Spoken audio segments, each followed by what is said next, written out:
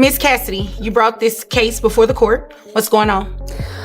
We were married for several years, and he adopted my son from my first marriage, which meant my first husband relinquished all rights, and he doesn't want to take care of the child anymore now that we're divorced. Okay, sir, is there a reason you don't want to take care of your son? Well, he's not my son. Well, yes, he is. You adopted him. In a courtroom thick with tension, Miss Cassidy faces a man who once promised to love a child as his own. But now that the marriage is over, he's denying the boy completely, legally adopted, yet emotionally abandoned. The question looms, can a signature really erase fatherhood? This case is only just beginning, and the courtroom isn't buying his excuses. So you didn't really love the child at all, your son? Because he is your son, just so we're clear. You're not going to be able to say things like, it's not my child. You adopted this child legally. This is your child. Well, he's not blood. He's her son. He's not my blood son. He's a redhead. What does that have to do with anything, the color of his hair? Kids. What does the color of his hair have to do with anything? I just always hated redheaded kids. Okay. The judge cut through the lies like a blade. Blood or not, this boy is his son. But instead of stepping up, he hides behind something as shallow as hair color. Redhead or not, is that really enough to deny a child a father's love? The courtroom won't tolerate excuses this week. And now, it's about to get personal. How did the two of you meet? Well, I had been divorced several years, and I'm a farmer. And so Yes, he's a farmer. Ma'am, I will give you your opportunity to speak in just a moment, okay? Go ahead, sir. So my friends took me out to a club. I call them mammary clinics. Took me out to a mammary clinic for my birthday. And that's where I met her. And she strapped it to me. And I fell in love with her that night. And You fell in love enough to adopt her son. to marry her, because I thought I was in love with her. Okay. He claims it was love at first sight, swept off his feet that very night in a crowded club. But the real question lingers. Did that love extend to the little boy who came with her? Or was it just a fleeting blur of romance and regret? Love may have sparked quickly, but was fatherhood more than he ever bargained for? And so we got married, and she coaxed me into adopting her kid. Okay, you The adopted redheaded the one. child. Yeah. And you're here today because she wants you to Pay child support. pay for child that support kid. and take care of your child. He's more of a ballerina than he is a boy. What do you mean by a ballerina? I don't want that kid. With cruelty dripping from his words, he mocks a child, calling him a ballerina. His disdain cuts deep. But this isn't just any child is tearing down. This is the boy he once agreed to raise as his own. Is warped masculinity really his excuse for walking away? The courtroom doesn't think so. And now, the judge is about to call him out for what truly matters. You adopted this child. Well, let his own father adopt him back. Wait a minute. His father terminated his rights and you adopted this child. Well, she can talk to I'm somebody not else about to play this game with you, sir. Mr. Cassidy, we're not doing that today, okay? This is your child. You legally adopted the child. And you can be legally responsible for paying child support. Desperate to dodge responsibility, he suggests the biological father should step back in. But the law doesn't bend to regret. He signed the papers. He made the promise. And now, there's no escape. Like it or not, he's learning the hard truth.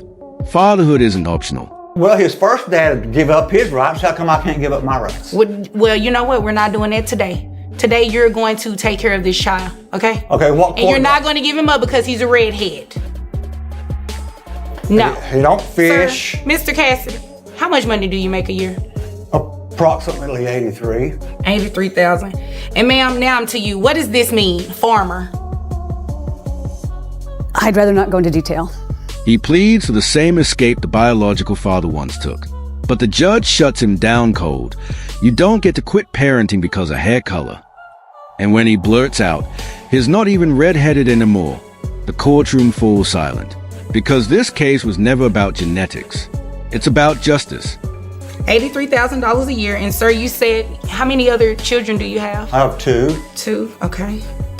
So you have 3 kids They're total. not redheaded either.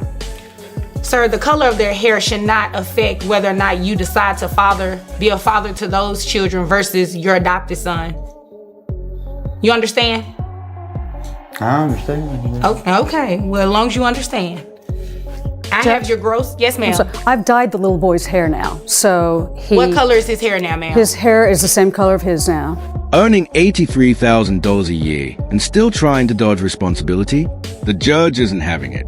Hair color doesn't matter. Redhead, blonde, or brunette. Every child deserves support, and that includes the one you chose to call your own.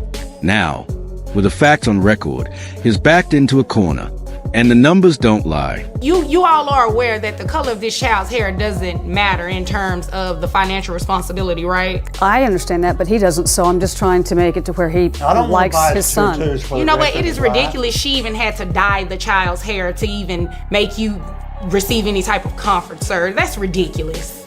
She even dyed the child's hair, hoping it would make him see, accept, and love his son. But the court isn't fooled, and neither is anyone watching. Hair color doesn't define fatherhood. Actions do. The judge has heard enough. The excuses are over. And now, she's about to lay it all out, clear, final, and undeniable. $3,000 a year. I have your gross at $6,916.67. Wow. Who carries health insurance for this child? I do. How much is it for the child only? $230 a month. $230. Okay, sir, you're going to reimburse that to her monthly. Yes, you are. And your net comes out to $5,482.88. Yes. What? Do we need to call an ambulance? You okay? Oh, okay. Yeah, maybe an ambulance might help me. Okay. He pulls in nearly $7,000 a month, yet treats support like it's some kind of luxury.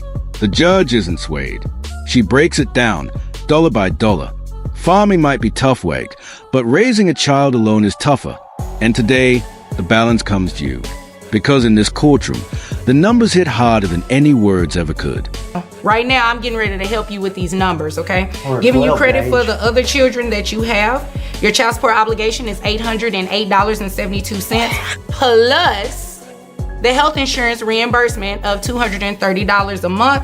That makes your monthly obligation $1,038.72. Okay, that's gonna. Okay, and you can afford it. It's $83. You make $83,000, sir. Well, there's a lot of overhead for farming. Well, you know what? Dye your hair red. Well, that's not going to help me pay my bills. That's not going to help me feed my cattle. Well, you know what? You might want to choose some different alternatives. There's no escape now. $1,038.72 a month. That's the final number. He cracks jokes about overhead and even his cats, but the judge isn't laughing. Parenthood doesn't come with a refund policy. The ruling is clear. The cost is set, and there's no dodging it. He can't talk his way out. He can't joke it away. Because today, the court made it official. Is there anything further here? Yes, the last year that he hasn't paid, can he pay the back pay as well? You know what? That is a great question. Are you asking for back pay today, ma'am? Yes, ma'am. Okay, unfortunately, you did not put that in your paperwork that you filed with the court requesting that. So unfortunately, if you did not ask previously, I can't award it to you. Okay. So monthly obligation, listen. Judge, there's another option. You don't need all of that. If he wants to come back and remarry me, we can do that. Then he won't have to worry about child support. Well, I mean, that's an option. Just when it seemed justice had been served, she pushes for back pay. The court listens carefully, then denies it. A technicality, a missed detail, a chance forever lost. But then comes a shocking curveball, an offer of remarriage, not for love, but to dodge the bill. Could this be reconciliation, or just convenience dressed as commitment? That's an option. I've got my other wife and kids. They're coming back. We're back together. Just thought as long as he was going back and forth, you know. Oh, well, I'm glad to see you. No going back.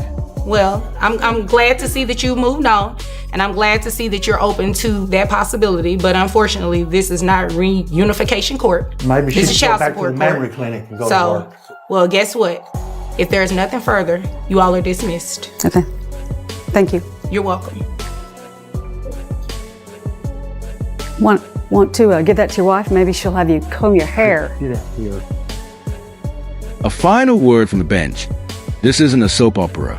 It's a courtroom, Whether you reunite or not, the law stands. Parenthood is a commitment, not a club memory. If this case struck a chord, don't forget to like, drop your thoughts in the comments, and subscribe. Because here in Trail Court, it's always about real stories, real consequences, and a reminder that love should never come with conditions.